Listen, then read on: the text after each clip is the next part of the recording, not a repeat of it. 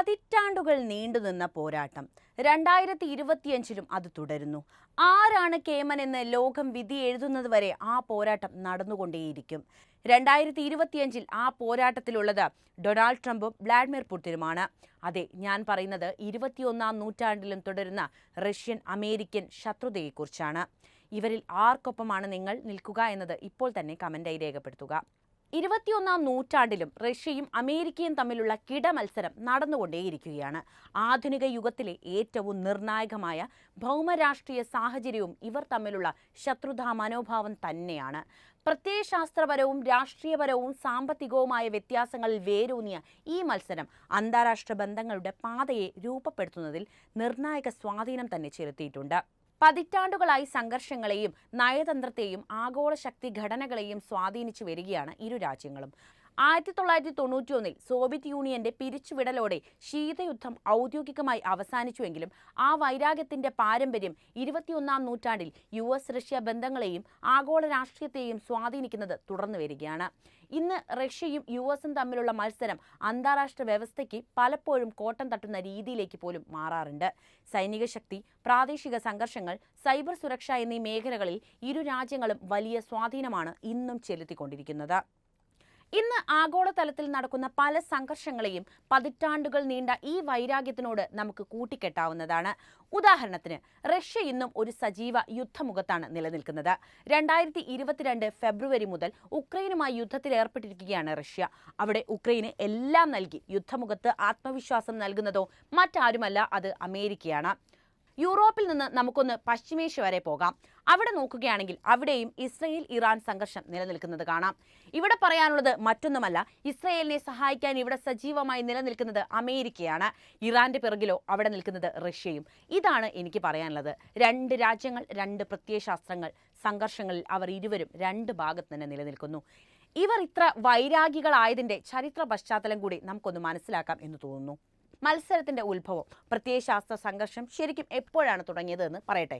US-റഷ്യ വൈരാഗ്യത്തിന്റെ വേരുകൾ 20-ാം നൂറ്റാണ്ടിന്റെ തുടക്കത്തിൽ, അതായത് 1917-ലെ ബോൾഷെവിക് വിപ്ലവം സോവിയറ്റ് യൂണിയന്റെ രൂപീകരണത്തിലേക്ക് നയിച്ചപ്പോൾ മുതൽ നമുക്ക് കണ്ടെത്താൻ സാധിക്കുന്നതാണ്. ഇത് അമേരിക്കയും സോവിയറ്റ് യൂണിയനും തമ്മിലുള്ള വ്യക്തമായ പ്രത്യയശാസ്ത്ര വിഭജനത്തിന്റെ തുടക്കമായിട്ട് നമുക്ക് കണക്കാക്കാം.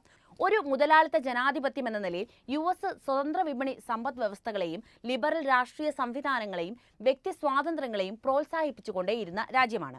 ഇതിന് വിപരീതമായിട്ട് സോവിയറ്റ് യൂണിയൻ ഭരണകൂട നിയന്ത്രിത സമ്പദ് വ്യവസ്ഥയെയും ഏകകക്ഷി ഭരണത്തെയും മാർക്സിസ്റ്റ് ലെനിനിസ്റ്റ് പ്രത്യയശാസ്ത്രത്തിന്റെ വ്യാപനത്തെയും പിന്തുണച്ചുകൊണ്ടിരുന്നു. മുതലാളിത്ത ലോകക്രമത്തെ വെല്ലുവിളിക്കുക എന്ന ലക്ഷ്യത്തോടെയായിരുന്നു റഷ്യയുടെ ഈ സമീപനങ്ങൾ അത്രയും. രണ്ടാം ലോക മഹായുദ്ധ സമയത്ത് ഇരു രാജ്യങ്ങളും ഹ്രസ്വമായി സഹകരിച്ചു വരുന്നുവെങ്കിലും യുദ്ധം അവസാനിപ്പിച്ചതിനു ശേഷം അവരുടെ സഹകരണം പെട്ടെന്ന് പിരിമുറുക്കങ്ങൾക്ക് വഴിയൊരുക്കി. കമ്മ്യൂണിസത്തിന്റെ വ്യാപനത്തെക്കുറിച്ച് US ഭയപ്പെട്ടു. അതേസമയം സോവിയറ്റ് യൂണിയൻ അതിന്റെ സ്വാധീനം പ്രത്യേകിച്ച് കിഴക്കൻ യൂറോപ്പിൽ വ്യാപിപ്പിക്കാൻ ശ്രമിച്ചുകൊണ്ടേയിരുന്നു. ബെർലിൻ മതിൽ പ്രതീകപ്പെടുത്തുന്നത് യൂറോപ്പിന്റെ വിഭജനവും രണ്ട് ശക്തികൾക്കിടയിലുള്ള ആഴമേറിയ വിടവുമാണ്. ശീതയുദ്ധം വികസിച്ചപ്പോൾ ലോകം പ്രോക്സി സംഘർഷങ്ങളുടെയും ആണവായുധ മത്സരങ്ങളുടെയും വികസ്വര രാജ്യങ്ങളുടെ പ്രീതിക്കായി ഉള്ള മത്സരവും ആരംഭിക്കുകയായിരുന്നു. റഷ്യയുടെ കമ്മ്യൂണിസത്തെ ഭയന്ന് പല ദരിദ്ര രാജ്യങ്ങൾക്കും പിന്തുണയായി അമേരിക്ക രംഗത്തെത്തുന്നുണ്ട്. അങ്ങനെ ക്യാപിറ്റലിസവും കമ്മ്യൂണിസവും തമ്മിൽ തല്ലു തുടങ്ങിയ കാലത്തെയാണ് നമ്മൾ ശീതയുദ്ധ കാലഘട്ടം എന്ന് ചരിത്രത്തിൽ അടയാളപ്പെടുത്തിയത്. ആരാണ് കേമൻ എന്ന് കണ്ടെത്താനും അത് ലോകരാജ്യത്തിന് കാണിച്ചു കൊടുക്കാനും ഇരു രാജ്യങ്ങളും തമ്മിൽ മത്സരിച്ചു കൊണ്ടേയിരുന്നു. ശീതയുദ്ധവും ആഗോള ആധിപത്യത്തിനായുള്ള പോരാട്ടത്തെയും കുറിച്ച് ഇനി പറയാം. US-ഉം സോവിയറ്റ് യൂണിയനും തമ്മിലുള്ള തന്ത്രപരമായ ഏറ്റുമുട്ടലുകളുടെ ഒരു പരമ്പരയാണ് ശീതയുദ്ധം എന്ന് പറയുന്നത്. ഏകദേശം 1947 മുതൽ 91 വരെയുള്ള കാലഘട്ടത്തെയാണ് ഈ കാലഘട്ടമായിട്ട് നമ്മൾ അടയാളപ്പെടുത്തുന്നത്. ഇരു രാജ്യങ്ങളും നേരിട്ട് ഒരിക്കലും പരസ്പരം പോരടിച്ചില്ലെങ്കിലും അവരുടെ ശത്രുത നിരവധി പ്രാദേശിക സംഘർഷങ്ങൾക്കും അന്താരാഷ്ട്ര പ്രതിസന്ധികൾക്കും കാരണമായി തീർന്നിട്ടുണ്ടായിരുന്നു. ഇതിൽ തന്നെ ഏറ്റവും പ്രസിദ്ധമായ എപ്പിസോഡുകളിൽ ഒന്നാണ് ക്യൂബൻ മിസൈൽ പ്രതിസന്ധി എന്നത്. ഇത് 1962 കാലഘട്ടത്തിലാണ് സംഭവിക്കുന്നത്. ലോകത്തെ ആണവ യുദ്ധത്തിന്റെ വക്കിലെത്തിച്ച 13 ദിവസത്തെ സംഘർഷമായിരുന്നു ഇത്. US തീരപ്രദേശത്ത് നിന്ന് വെറും 90 മൈൽ അകലെയുള്ള ക്യൂബയിൽ സോവിയറ്റ് യൂണിയൻ ആണവ മിസൈലുകൾ സ്ഥാപിച്ചത് അമേരിക്കൻ സുരക്ഷയ്ക്ക് നേരിട്ടുള്ള വെല്ലുവിളിയായി വ്യാഖ്യാനിക്കപ്പെട്ടു. നയതന്ത്ര ചർച്ചകളിലൂടെ പ്രതിസന്ധി ഒടുവിൽ പരിഹരിക്കപ്പെട്ടുവെങ്കിലും ആണവായുധ മത്സരം ഉയർത്തുന്ന അസ്തിത്വ ഭീഷണിയെ അത് എടുത്തു കാണിക്കുന്ന ഒന്നായിരുന്നു. ശീതയുദ്ധത്തിലുടനീളം US-ഉം സോവിയറ്റ് യൂണിയനും നിരവധി പ്രോക്സി യുദ്ധങ്ങളിൽ ഏർപ്പെട്ടിട്ടുണ്ട്. എന്താണ് ഈ പ്രോക്സി വാർ എന്ന് ചിന്തിക്കുകയാണോ? അതായത് പ്രബല ശക്തികൾ ശക്തികളായ രാജ്യങ്ങൾ നേരിട്ട് ഇടപെടാതെ തന്നെ യുദ്ധം ചെയ്യുന്ന രീതിയാണ് നമ്മളിങ്ങനെ പ്രോക്സി വാർ എന്ന് പറയുന്നത്. ഇതിൽ നേരിട്ട് ഇറങ്ങുന്നത് മറ്റ് ഏതെങ്കിലും രാജ്യങ്ങളായിരിക്കും. 1950 മുതൽ 53 വരെ നടന്ന കൊറിയൻ യുദ്ധം, 1954 മുതൽ 75 വരെ നീണ്ടുനിന്ന വിയറ്റ്നാം യുദ്ധം, 1958 മുതൽ 61 വരെ നടന്ന ക്യൂബൻ മിസൈൽ ക്രൈസിസ് എന്നിവയൊക്കെ തന്നെ ശീതയുദ്ധ കാലഘട്ടത്തിലെ പ്രോക്സി വാറുകൾ അല്ലെങ്കിൽ പ്രോക്സി യുദ്ധങ്ങളാണ്. ഏറ്റുമുട്ടുന്നത് യുഎസും USSRും തമ്മിലാണെങ്കിലും ലോകത്തിന് മുന്നിൽ ബലിയാടാകുന്നത് മറ്റ് രണ്ട് രാജ്യങ്ങളായിരുന്നു. ഇവർ തമ്മിലുള്ള വൈരാഗ്യമാണ് എല്ലാത്തിനും കാരണമായി നടന്നിരുന്നത്. അന്നത്തെ പരസ്യമായ രഹസ്യമായി ഇത് മാറുകയായിരുന്നു. അവിടെ ഇരു ശക്തികളും ലോകമെമ്പാടുമുള്ള സംഘർഷങ്ങളിൽ എതിർചേരികളിലാണ് ഇടം പിടിച്ചത്. അതായത് ഒരു ഭാഗത്ത് അമേരിക്കയും ഒരു ഭാഗത്ത് സോവിയറ്റ് യൂണിയനും നിന്നിട്ടാണ് ഇവിടെ യുദ്ധം ചെയ്തുകൊണ്ടിരുന്നത്. വിയറ്റ്നാമിലും കൊറിയയിലും കമ്മ്യൂണിസം നിയന്ത്രിക്കാൻ US പോരാടിക്കൊണ്ടേയിരുന്നിട്ടുണ്ട്.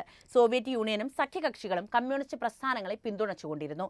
വൻ ശക്തികൾ തമ്മിലുള്ള നേരിട്ടുള്ള ഏറ്റുമുട്ടൽ ഉണ്ടായിരുന്നില്ലെങ്കിലും ഈ യുദ്ധങ്ങൾ ആ കാലഘട്ടത്തെ നിർവചിച്ച കമ്മ്യൂണിസവും മുതലാളിത്തവും തമ്മിലുള്ള വിശാലമായ പ്രത്യയശാസ്ത്ര പോരാട്ടത്തെ പ്രതിഫലിപ്പിക്കുന്ന ഒന്നായിരുന്നു. ആ കാലഘട്ടത്തിലാണ് നമ്മൾ ഈ മുതലാളിത്തത്തെക്കുറിച്ച്, കമ്മ്യൂണിസത്തെക്കുറിച്ച്, അതുപോലെ തന്നെ സാമ്രാജ്യത്വ ശക്തികളെക്കുറിച്ചൊക്കെ പറയുന്നത്. അതിന് ഇങ്ങനെ ഒരു, അതായത് ലോക രാഷ്ട്രീയത്തിൽ തന്നെ അതിൻ്റെ ഒരു പ്രതിഫലനം ഉണ്ടായിരുന്നു. അതുകൊണ്ട് തന്നെയാണ് നമ്മുടെ ഈ ചായക്കടയിൽ പോലും അത്തരത്തിലുള്ള ചർച്ചകൾ വന്നിരുന്നത്. ശീതയുദ്ധ മത്സരത്തിന്റെ മറ്റൊരു വശം നടന്നത് ഭൂമിയിലായിരുന്നില്ല, അത് ആകാശവും കടന്ന് ബഹിരാകാശത്തായിരുന്നു. അതിൽ USും സോവിയറ്റ് യൂണിയനും സാങ്കേതികവും ശാസ്ത്രീയപരവുമായ മേധാവിത്വത്തിനായി മത്സരിച്ചു കൊണ്ടേയിരുന്നതാണ് നമ്മൾ കണ്ടത്. 1957 സോവിയറ്റ് യൂണിയൻ നടത്തിയ സ്പുട്നിക് 1ന്റെ വിക്ഷേപണം ഈ ബഹിരാകാശ വൈരാഗ്യത്തിനാണ് തുടക്കം കുറിക്കുന്നത്. അതേസമയം 1969 അപ്പോളോ 11 ചന്ദ്രനിൽ വിജയകരമായി ഇറക്കിയതോടെ സോവിയറ്റിനെ വെല്ലുവിളിക്കുകയായിരുന്നു അമേരിക്ക ചെയ്തത്. 1969 നീൽ ആംസ്ട്രോങ്ങിന്റെ കാലുകൾ ചന്ദ്രനിൽ പതിപ്പിച്ച് അമേരിക്ക വിജയപേരി മുഴക്കിയെങ്കിലും ഇന്നും അതൊരു നിഗൂഢതയാണ്. കാരണം വർഷങ്ങൾ ഇത്ര കടന്നുപോയിട്ടും പിന്നീട് ഒരു മനുഷ്യനും ചന്ദ്രനെ തൊട്ടില്ലെന്ന് മാത്രമല്ല, ആരും അതിൻ്റെ അടുത്ത് പോലും പോയിട്ടില്ല. അതുകൊണ്ട് തന്നെ പതിറ്റാണ്ടുകൾക്ക് മുൻപ് അമേരിക്ക ചെയ്തു എന്ന് അവകാശപ്പെടുന്ന ഈ കാര്യം ശരിക്കും സത്യമല്ല എന്നൊരു കോൺട്രോവേഴ്സി തിയറി നിലനിൽക്കുന്നുണ്ട്. ഞാൻ പറഞ്ഞത് കേവലം ഒരു വാദം മാത്രമാണ്. നിങ്ങളുടെ അഭിപ്രായം എന്തായാലും കമൻറ്റ് ചെയ്യാവുന്നതാണ്. ഇത് വിശ്വസിക്കുന്നവരും വിശ്വസിക്കാത്തവരും നമ്മുടെ ലോകത്തുണ്ട് എന്നാണ് പറയുന്നത്. ശീതയുദ്ധത്തിൻ്റെയും സോവിയറ്റിനു ശേഷമുള്ള ലോകക്രമത്തെക്കുറിച്ചുമാണ് ഇനി ഞാൻ പറയുന്നത്. 1991 സോവിയറ്റ് യൂണിയന്റെ തകർച്ചയോടെ ശീതയുദ്ധം അവസാനിക്കുന്നുണ്ട്. US തർക്കമില്ലാത്ത സൂപ്പർ പവറായി ഉയർന്നു വന്നത് ആ സമയത്താണ്. മുതലാളിത്തവും കമ്മ്യൂണിസവും തമ്മിലുള്ള പ്രത്യയശാസ്ത്ര പോരാട്ടം വിജയിച്ചതായിട്ട് ലോകം സമ്മതിച്ചു. അതായത് ഇവിടെ ജയിച്ചത് മുതലാളിത്തമാണ്, കാരണം അമേരിക്കയാണല്ലോ ജയിച്ചത്. 1990കളിൽ റഷ്യ ഒരു വിപണി സമ്പദ് വ്യവസ്ഥയിലേക്ക് മാറുകയും പടിഞ്ഞാറുമായി കൂടുതൽ അടുത്ത ബന്ധം തേടുകയും ചെയ്തതോടെ ശുഭാപ്തി വിശ്വാസത്തിന്റെ ഒരു ചെറിയ കാലഘട്ടം അവിടെ കണ്ടു തുടങ്ങി. കാരണം എല്ലാം കൊണ്ടും തകർന്ന റഷ്യ വീണ്ടും സോവിയറ്റ് യൂണിയൻ ആയിരുന്നു, പിന്നെ അത് റഷ്യയായി മാറി, പല രാജ്യങ്ങൾ വിഘടിച്ചു. പിന്നീടുള്ള ഒരു റഷ്യയുടെ വളർച്ചയാണ് പിന്നീടുള്ള ലോകം കാണുന്നത്. ജനാധിപത്യം, സ്വതന്ത്ര വിപണികൾ, നാറ്റോയുടെ വികാസം എന്നിവയ്ക്കായി വാദിക്കുന്ന ഒരു ആഗോള നേതാവിന്റെ പങ്ക് US ഈ കാലഘട്ടത്തിൽ ഏറ്റെടുക്കുന്നുണ്ട്. എല്ലാത്തിലും അപ്രമാദിത്വം, അതുപോലെ തന്നെ ലോക പോലീസ് എന്ന പദവിയിലേക്ക് US എത്തുന്നത് ഈ കാലഘട്ടത്തിലാണ്. എന്നിരുന്നാലും സോവിയറ്റിന് ശേഷമുള്ള കാലഘട്ടം റഷ്യയെ സംബന്ധിച്ചിടത്തോളം പ്രക്ഷുബ്ധമായ ഒന്ന് തന്നെയായിരുന്നു. സാമ്പത്തിക അസ്ഥിരത, പ്രഭുക്കന്മാരായ ഉന്നതരുടെ ഉയർച്ച, രാജ്യത്തിന്റെ സ്ഥാപനങ്ങൾ പുനർനിർമ്മിക്കുന്നതിലെ വെല്ലുവിളികൾ എന്നിവ നിരാശയും ആഗോള നിലവാരം നഷ്ടപ്പെടാനും ഒക്കെ കാരണമായിട്ടുണ്ട്. റഷ്യ വീണ്ടും സ്ഥാനം നേടാൻ പാടുപെടുന്നതിനിടയിൽ 2000കളുടെ തുടക്കത്തിൽ വ്ളാഡിമിർ പുടിന്റെ അധികാരത്തിലേക്കുള്ള ഉയർച്ച റഷ്യയുടെ വിദേശ നയത്തിൽ ഒരു പുതിയ കാലഘട്ടമായിട്ടാണ് അടയാളപ്പെടുത്തിയത്. നഷ്ടപ്പെട്ട സ്വാധീനം പുനഃസ്ഥാപിക്കാനും USന്റെയും സഖ്യകക്ഷികളുടെയും ആധിപത്യത്തെ വെല്ലുവിളിക്കാനുമുള്ള റഷ്യയുടെ ഒരു ആഗ്രഹം കൂടിയായിരുന്നു ഇത്. അതായത് റഷ്യ വീണ്ടും വളർന്നു വരികയാണ്. സോവിയറ്റ് യൂണിയൻ വിഘടിച്ചു, സോവിയറ്റ് യൂണിയനിലെ രാജ്യങ്ങളെല്ലാം പല രാജ്യങ്ങളായിട്ട് മാറി. ഉക്രൈൻ അടക്കം ആ സോവിയറ്റ് യൂണിയൻ ആയിരുന്നു, അതൊക്കെ മാറി. പക്ഷേ വീണ്ടും ഉയർച്ചയുടെ ഒരു ഘട്ടത്തിലേക്ക് റഷ്യ എത്തുകയാണ്. 21ാം നൂറ്റാണ്ടിൽ USും റഷ്യയും തമ്മിലുള്ള വൈരാഗ്യം പുതിയ മാനങ്ങളാണ് കൈവരിക്കുന്നത്. അടിസ്ഥാനപരമായി പ്രത്യയശാസ്ത്ര സംഘർഷമാണ് ഇവർക്കിടയിൽ നിന്നിരുന്നതെങ്കിൽ ഇതൊക്കെ കാലഘട്ടം മാറ്റിയെടുത്തു. പ്രത്യയശാസ്ത്ര സംഘർഷം ഇനി പ്രധാന ഘടകമല്ലെങ്കിലും ആഗോള സ്വാധീനത്തിനും സൈനിക ശക്തിക്കും പ്രാദേശിക മേധാവിത്വത്തിനും വേണ്ടിയുള്ള മത്സരം നിലനിൽക്കുന്നുണ്ട് ഇവർക്കിടയിൽ. സമീപ വർഷങ്ങളിലായി ഏറ്റവും പ്രധാനപ്പെട്ട പിരിമുറുക്കങ്ങളിലൊന്ന് ഉക്രൈനാണ്. 2014 റഷ്യ ക്രിമിയെ പിടിച്ചെടുക്കുന്നുണ്ട്. ഈ നീക്കത്തെ US വ്യാപകമായി അപലപിച്ച് രംഗത്തെത്തി. ഇന്നും ആ വൈരാഗ്യത്തിന്റെ അലയൊലികൾ നമുക്ക് ഈ പ്രദേശത്ത് കേൾക്കുകയും ചെയ്യാം. ആഗോള രാഷ്ട്രീയം നിരീക്ഷിക്കുമ്പോൾ ഈ നൂറ്റാണ്ടിലും ഈ വൈരാഗ്യം നമുക്ക് വ്യക്തമായിട്ട് കാണാവുന്നതാണ്. ഏത് പ്രതിസന്ധിയിലും അത് ദൃശ്യമാകുകയും ചെയ്യും. ഇപ്പോഴും ഇരു രാജ്യങ്ങളും, അതായത് ഇരു ശക്തികളും പുലർത്തിക്കൊണ്ടിരിക്കുന്നത് പ്രോക്സി യുദ്ധങ്ങൾ തന്നെയാണ്. അതിൻ്റെ കാര്യം നിങ്ങൾക്ക് എന്തായാലും മനസ്സിലായി കാണുമല്ലോ. എവിടെയാണ് ഈ യുദ്ധങ്ങൾ നടക്കുന്നതെന്നും ഏതൊക്കെ രാജ്യങ്ങളാണ് ഇതിൽ പങ്കെടുക്കുന്നതെന്നും നിങ്ങൾക്ക് മനസ്സിലായി കാണുമല്ലോ. നിങ്ങളുടെ അഭിപ്രായം എന്തായാലും കമൻറ്റ് ചെയ്യുക. ഒപ്പം വീഡിയോ ഇഷ്ടപ്പെട്ടാൽ ലൈക്ക് ചെയ്യാനും കൂടുതൽ ആളുകളിലേക്ക് ഇതെത്താനൊന്ന് ഷെയർ ചെയ്യാനും പ്രത്യേകം ശ്രദ്ധിക്കുമല്ലോ.